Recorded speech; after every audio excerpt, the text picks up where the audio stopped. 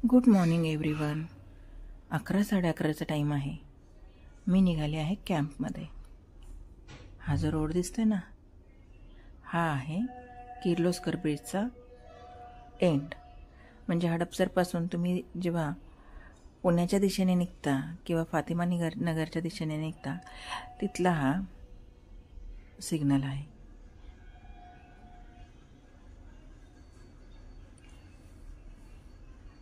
फातिमा नगर नंतर पुलगेट नंतर उजव्या हाताने मला जायचं आहे कॅम्पमध्ये.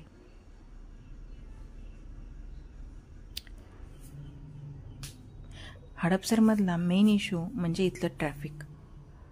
हडपसरपासून फातिमा नगरला येईपर्यंत 1 तास तुम्ही ट्रॅफिकमध्ये अडकणार. आणि रात्रीचं 6 नंतर तर विचारूच नका.